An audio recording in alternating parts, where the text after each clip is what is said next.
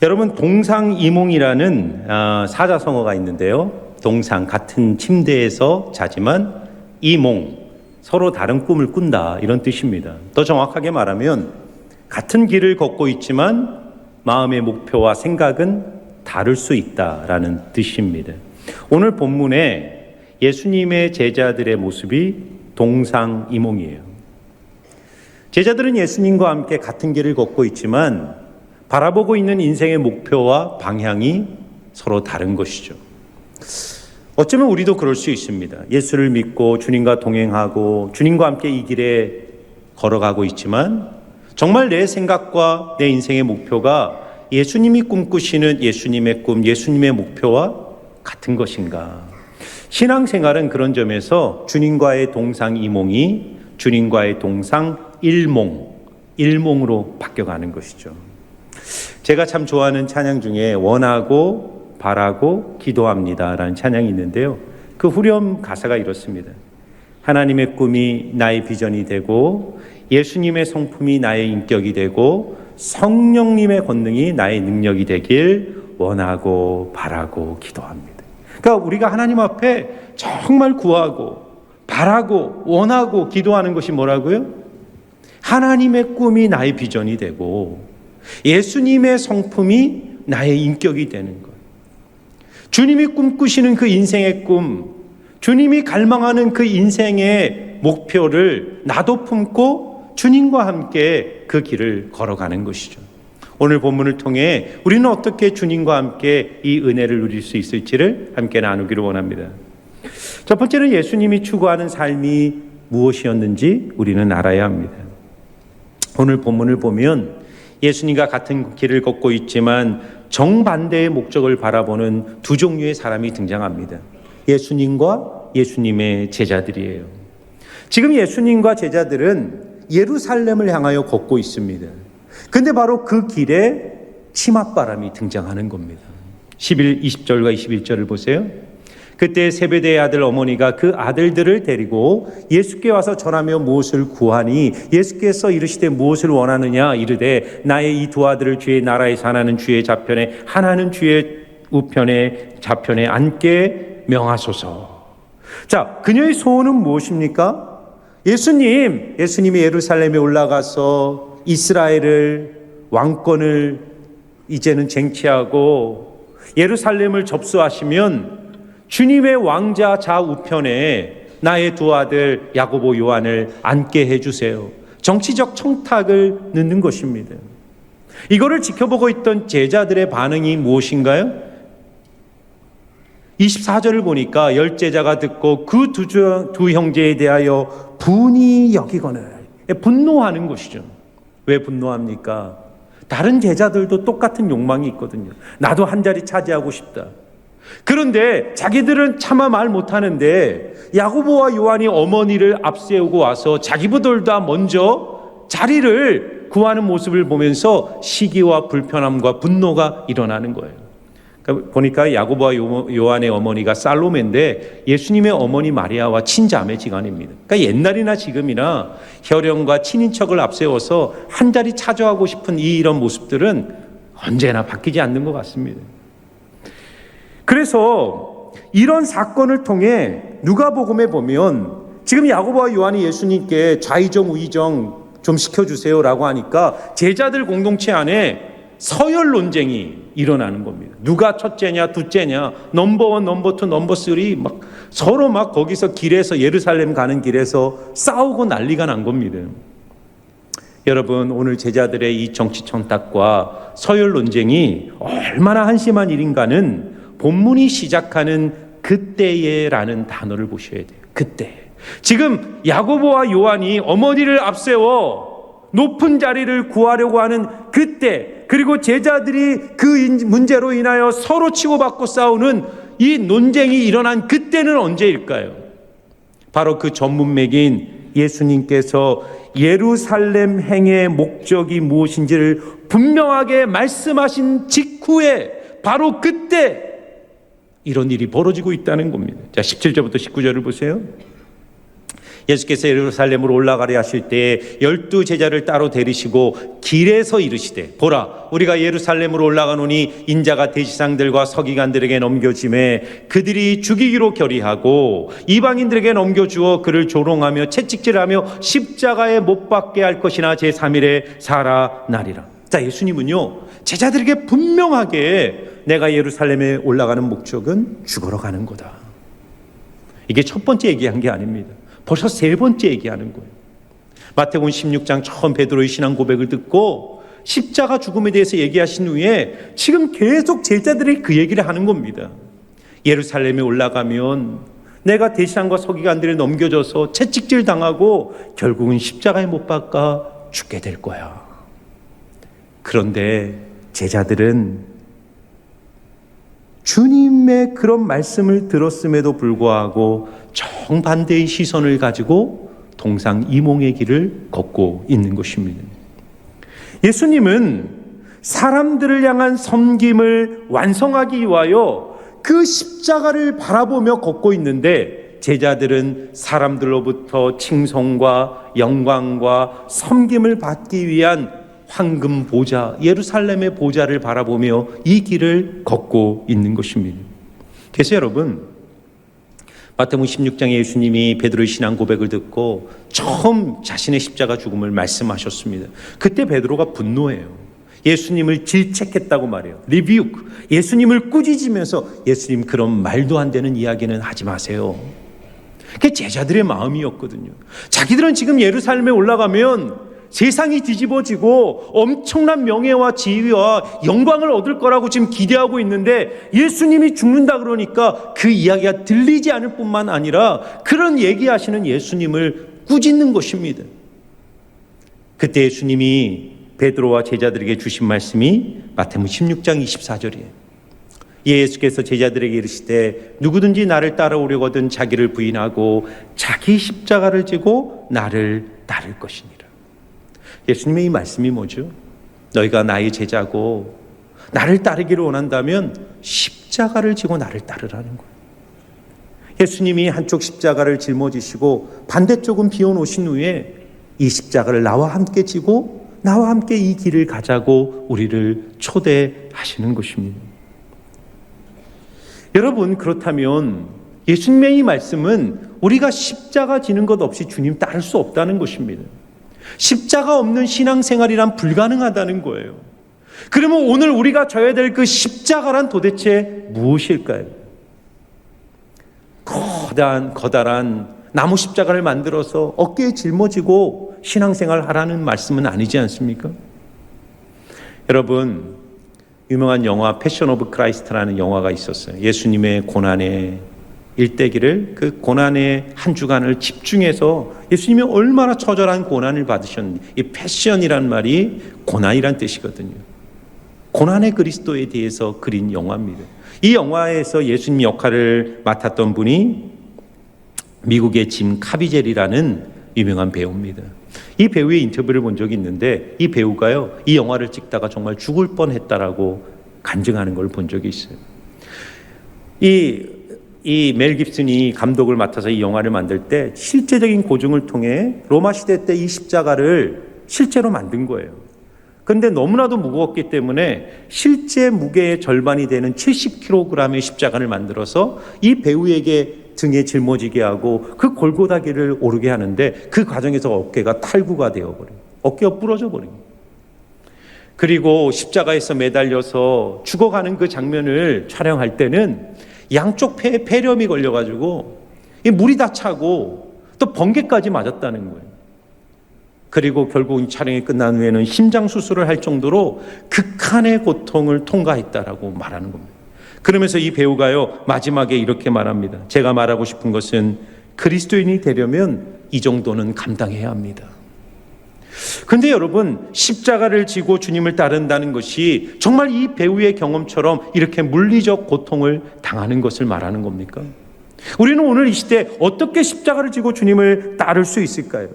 예수님은 그 비밀을 28절, 오늘 본문의 결론인 28절에서 이렇게 말하고 있어요. 같이 한번 읽어볼까요? 시작. 인자가 온 것은 섬김을 받으려 함이 아니라 도리어 섬기려 하고 자기 목숨을 많은 사람의 대속물로 주려 함이니라. 자, 예수님이 지금 십자가와 무엇을 연결하고 있나요? 섬김을 십자가랑 연결하고 있어요. 인자가 온 것은 섬김을 받으려 함이 아니라 섬기려 하고 자기 목숨을 많은 사람의 대속물로 주려 함이니라. 예수님이 자기의 인생을 정의 내릴 때 내 인생은 섬김이라고 두 글자로 설명하는 거예요. 하늘 보좌를 버리고 이 땅에 인간의 몸을 입고 이 땅에 오신 단 하나의 목적, 그것은 섬김이라는 거예요. 나는 섬기려 왔고 그 섬김의 최종 결정판, 섬김의 완성이 바로 십자가라였다라고 주님은 말하는 거예요.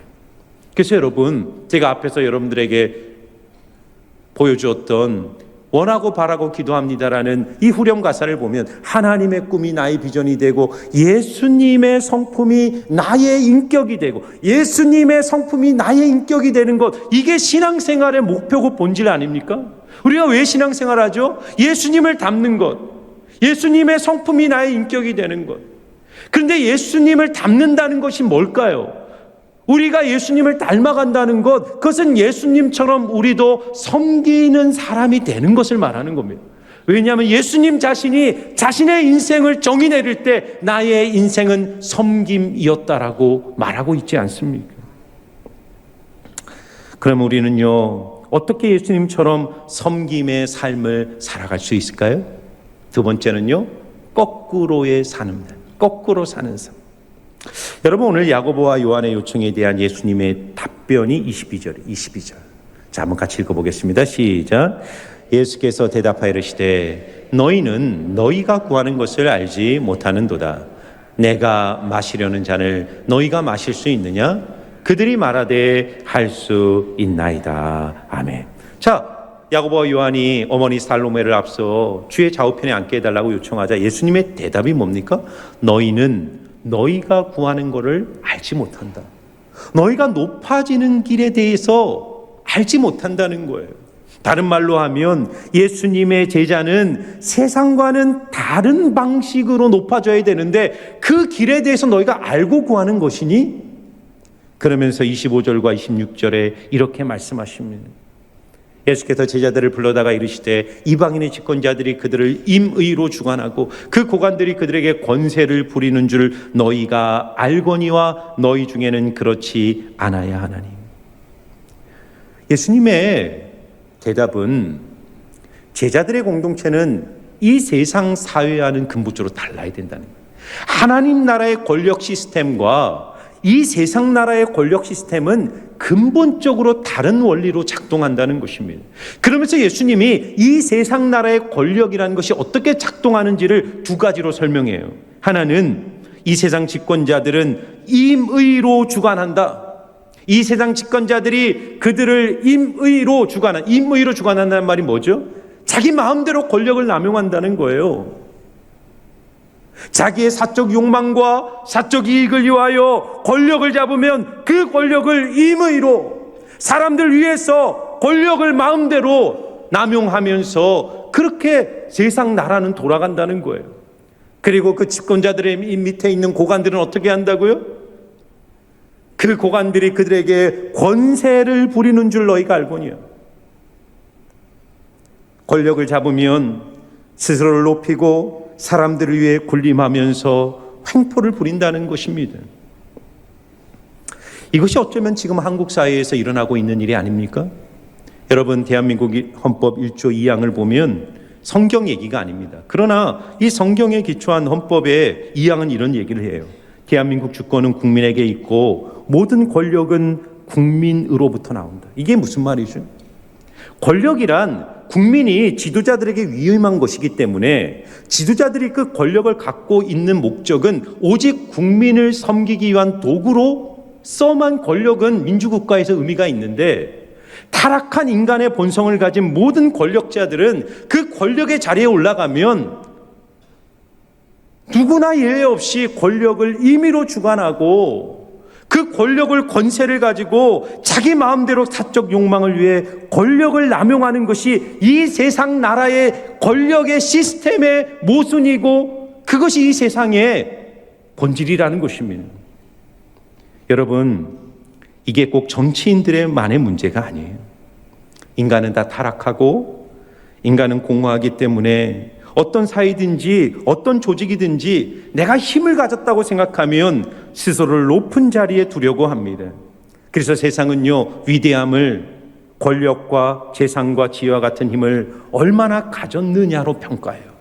왜 사람들이 힘을 추구할까요?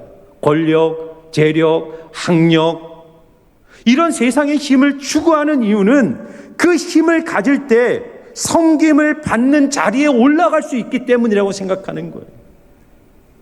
그리고 세상은 그렇게 섬김을 받는 자리에 올라가는 것을 성공이요, 행복이요, 그것을 승리라고 규정하는 것입니다. 오늘 제자들이 그런 논리로 예수님께 요청하는 거예요. 예수님이 세상의 권력을 잡으면 예수님과 함께 우리도 좀 높은 자리에 앉게 해주세요. 그런데 예수님은 너희 중에는 그렇지 않아야 한다. 너희는 그럴 수가 없다는 거예요. 너희가 하나님의 백성이고 하나님 나라의 백성들이라면 하나님 나라의 공동체는 그렇게 권력이 작동하는 게 아니야. 너희가 정말 높아지기를 원하니? 위대해지기를 원하니? 으뜸이 되기를 원하니? 그러면 섬기는 자가 되고 다른 사람의 종이 되어야 한다는 것입니다. 하나님 나라의 위대함은 다른 사람이 나를 얼마나 섬기는가에 달려있는 것이 아니라 내가 얼마나 하나님 앞에서 다른 사람을 섬기는 자리에 있는가로 평가하신다는 거예요. 세상은 그렇게 말하지 않죠. 누군가의 발을 닦아주고 누군가에게 시종 들고 섬기는 자리에 있는 것은 인생의 패배자고 실패자라고 말하지만 하나님 나라에서는 얼마나 섬겼는가로 그의 위대함을 측정하고 평가한다는 것입니다. 그래서 여러분, 26절과 27절에 주님이 이 말씀을 하는 거예요. 너희 중에는 그렇지 아니하야 하나니 너희 중에 누구든지 크고자 하는 자는 너희를 섬기는 자가 되고 너희 중에 누구든지 으뜸이 되고자 하는 자는 너희의 종이 되어야 하리라. 여러분, 주님이 너희가 높아지기를 원하고 으뜸이 되기를 원하면 섬기고 종이 되라고 할 때, 내가 섬기고 종이 되면 이 섬김과 종됨이 나를 높은 자리로 올라주는 도구가 되는구나, 이렇게 생각할 수 있어요. 주님이 으뜸과 높음을 얘기할 때 그것은 비교와 경쟁을 통해 주어지는 사회계층의 피라미드를 말하는 게 아닙니다. 이것은 존재론적 충만을 말하는 거예요.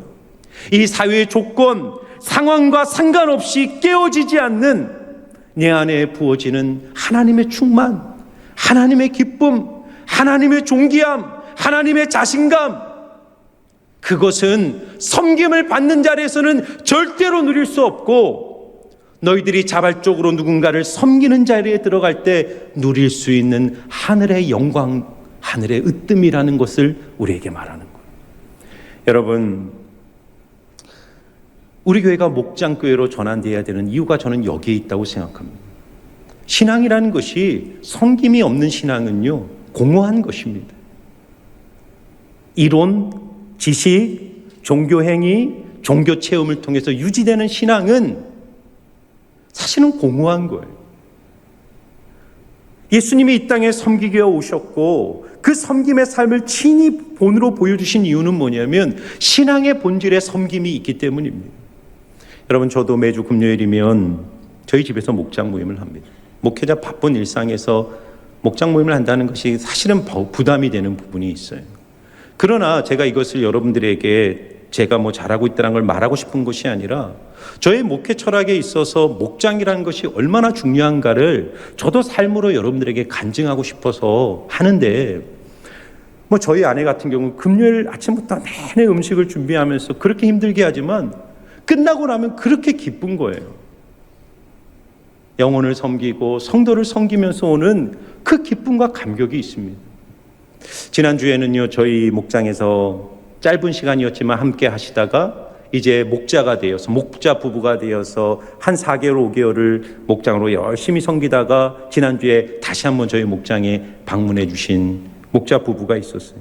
그분이 간증을 하는데, 처음에 우리 목장에서 목장을 처음 목자로 집을 개방하고 음식을 하고 성도들을 초대해서 목장을 하는데, 괜히 했다, 후회된다, 돌아갈 수 없을까? 한 달 동안은 그런 생각을 했다는 거예요. 왜냐하면 목원들도 잘 따라오지 않는 것 같고 피곤하고 힘들고 일하고 끝나고 와서 금요일 날 또 그렇게 집을 청소하고 준비하는 것이 여간 어렵지 않았을 거예요. 그런데 그분의 간증입니다. 2달이 지나고 3달이 지나고 넉 달이 지나면서 목자로 섬기지 않으면 절대로 느낄 수 없는 새로운 차원의 기쁨과 충만을 느끼고 있다는 거예요. 누리고 있다는 겁니다. 목요일만 되면 그렇게 목원들이 보고 싶어진다는 거예요. 내 가족 같고, 목장에서도요, 우리 목장에서도 이렇게 힘들어하고 아파하는 지체들을 위해서 서로 기도해주고 주중에 찾아가주고 관심을 가져주면서 그 하늘 가족을 이루어가는 모습들이 얼마나 귀하고 아름다운지 모릅니다. 사랑하는 성도 여러분, 우리가요 십자가를 지기 전까지는 무척이나 힘들어 보입니다. 근데 예수님이 뭐라고 물었죠? 나의 멍에를 메고 내게 배우라. 그리하면 너희 마음이 쉼을 얻으리니 이는 내 짐이 쉽고 가벼움이니라. 여러분, 우리가 섬김이라는 십자가를 순종으로 나가기 전까지는 다 사람들은 편한 길을 원합니다. 편하게 신앙생활하고 편하게 서비스 받으면서 섬김 받으면서 그렇게 높은 자리에 앉아서 그렇게 사는 것이 행복이라고 생각해요. 그런데 거기에는 하나님의 충만이 없습니다. 주님이 우리에게 약속하는 것이 뭐죠? 섬김의 십자가, 그것을 짊어지고 순종의 발걸음을 내딛는 순간 내 삶에 역사하시는 하나님의 기쁨과 충만이 놀랍게 부어진다는 사실을 깨닫게 되는 거예요. 그래서 여러분 한번 따라해 보세요. 순종하면 하나님이 일하신다. 저희가 이제 올해 연말쯤에는요, 전 교인을 다 전체적으로 목장으로 재편할 겁니다. 저는 많은 분들이 목자로 섬겨주셨으면 좋겠고, 또 모든 성도님들이 또 목원으로 목장으로 참여하셔서 서로를 섬기고 사랑하고 삶을 내어주는 이 섬김의 삶을 목장에서 다 경험하고 누리셨으면 좋겠다는 마음이 있어요. 그래서 여러분, 우리가 실제적으로 어떻게 섬길 수 있는가? 오늘 예수님의 마지막 말씀은 바로 종으로 사는 삶입니다. 여러분, 실제적으로 종으로 섬기는 삶에 대해서 예수님은 27절에 이렇게 얘기하세요. 너희 중에 누구든지 으뜸이 되고자 하는 자는 너희의 종이 되어야 하리라. 섬김이란 뭐냐? 누군가의 종이 되는 거라는 거예요. 여러분, 종이 된다는 것에 대해서 어떤 이미지가 있나요? 종이란 억지로 주인에게 억압당하면서 하기 싫은 일을 억지로 하는 사람들이 종과 같지 않습니까? 그것은 세상이 규정하는 종이에요. 그러나 예수님이 말하는 종은 그런 부정적 종이 아니라 사랑 때문에 자발적으로 누군가의 종이 되는 자발적 종을 말하는 거예요. 여러분, 엄마들은 다 자발적 종이에요. 자녀들에게. 엄마들이 자녀들에게 쏟는 노동과 희생을 보면 웬만한 종들보다 더 심한 종이에요. 이런 종이 없습니다. 그런데 그걸 억지로 하는 게 아니에요. 자녀를 사랑하기 때문에, 자녀를 보는 섬기는 기쁨이 있기 때문에 누가 돈을 주지 않아도 그렇게 기꺼이 자녀를 위해 희생하고 헌신하는 것이 부모님들의 모습이 아닙니까? 신앙생활의 으뜸이 되려면 이 종노릇함이 필요하다는 거예요.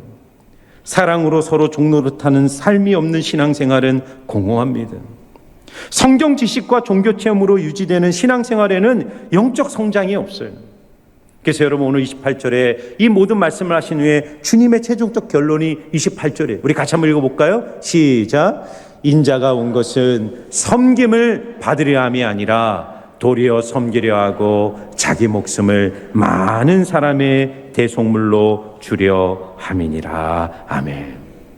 인자는 예수님이죠. 예수님이 이 세상에 오신 단 하나의 목적, 하늘 보좌를 버리고 인간의 몸을 입고 팔레스타인 나사렛 목수의 아들로 이 땅에 태어나신 단 하나의 목적은 섬기러 오셨다는 거예요. 예수님의 인생의 목적이 섬김이라면 예수님을 따라가는 우리 제자들의 목적도 뭐가 돼야 됩니까? 섬김이죠, 섬김. 그러니까 이 마태복음 20장 28절에는 인자라는 이름에 자기 이름을 넣어서 불러도 정확한 겁니다. 자, 자기 이름을 넣어서 한번 해볼까요? 다 같이 한번 시작. 오구기가 온 것은 섬김을 받으려 함이 아니라 도리어 섬기려 하고 자기 목숨을 많은 사람의 대속물로 주려 함이니라. 아멘. 여러분, 거창한 것 같죠? 거창한 것 아닙니다. 저는요, 예수님의 섬김의 삶을 묵상해 봤어요. 예수님이 어떤 분입니까? 온 우주를 창조하신 삼위일체 하나님입니다. 우주보다 크신 분. 근데 그분이요, 이 세상에 오셨어요. 왜 오셨다고요? 섬기기 위해서 오셨어요. 근데 누구를 섬기셨는가를 보면 예수님이 이 세상에 오셔서 33년을 살았는데 30년은 나사렛 목수의 아들로 태어나서 그 조그만 나사렛 동네에서 아버지 요셉과 마리아를 섬기고 형제들을 섬기고 동네 사람들을 섬겼을 거예요.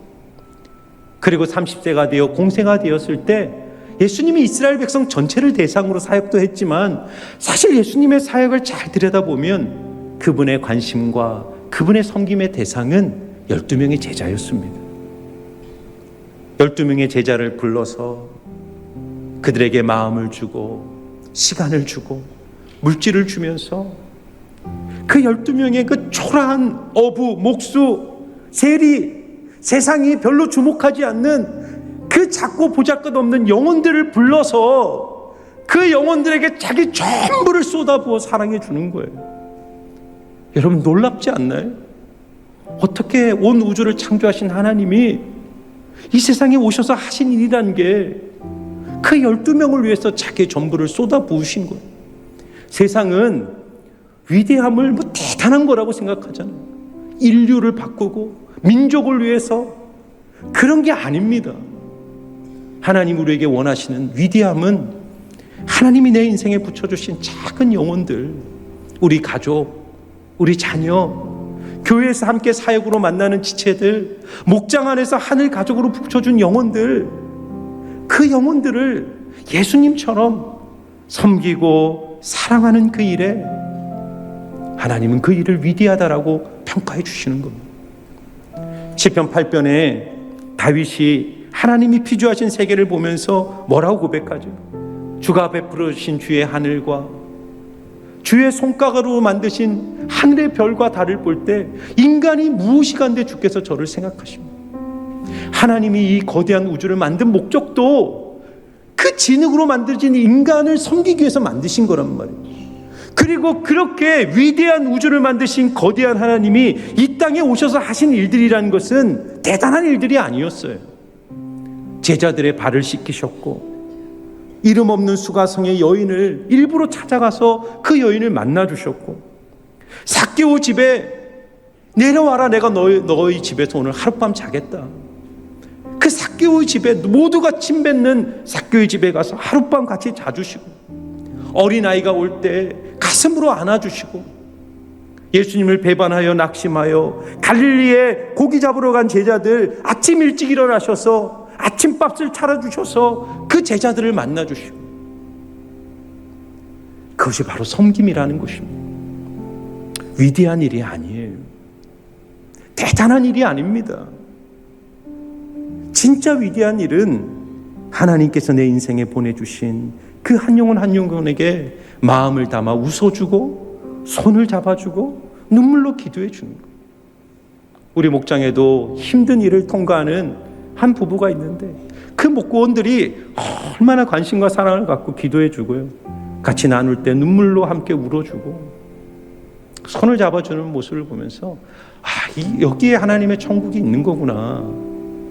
사랑하는 성도 여러분, 결론으로 윤동주 시인의 십자가라는 시를 여러분에게 소개하고 오늘 말씀을 마치기를 원합니다. 한번 이 시를 잘 읽어보세요. 쫓아오던 햇빛인데 지금 교회당 꼭대기 십자가에 걸리었습니다. 첨탑이 저렇게도 높은데 어떻게 올라갈 수 있을까요? 종소리도 들려오지 않는데 휘파람이나 불며 서성거리다가 괴로웠던 사나이 행복한 예수 그리스도에게처럼 십자가가 허락된다면 모가지를 들이우고 꽃처럼 피어나는 피를 얻어가는 하늘 밑에 조용히 드리겠습니다. 윤동주 시인은 높은 종탑 위에 빛나는 십자가를 보면서 내가 저 십자가를 어떻게 질 수 있지? 기독교 신앙의 이상이 너무 높은 거예요. 그런데 예수를 생각해 봤어요. 예수님은 괴로웠던 사나이였습니다. 하늘 보좌를 버리고 이 낮고 낮은 땅에 와서 목수의 아들로 태어나 사람들을 섬겼던 예수. 그런데 그분은 너무나도 행복한 사나이였어요. 왜냐하면 그분의 섬김과 희생을 뛰어넘는 하나님의 충만이 예수님의 삶에 가득했기 때문이에요. 그래서 윤동주 시인도 고백하는 거예요. 내게도 십자가가 허락된다면 그 십자가가 뭐라고요? 대단한 순교 희생이 아닙니다. 하나님이 내 인생에 보내주신 영혼들을 위해 내 시간을 나누고 물질을 나누고 삶의 마음을 나누는 그 섬김의 십자가가 나에게 주어진다면 나도 이 어두운 하늘 아래서 조용히 예수의 십자가의 피를 흘리며 주님을 따라가겠다고 고백하는 거예요. 사랑하는 성도 여러분, 섬김을 받는 자리에 머물지 마시고 기꺼이 섬김의 자리로 내려와 순종하며 주님을 따라갈 때 여러분의 인생에 하나님의 놀라운 축복이 임하게 될 줄 믿습니다.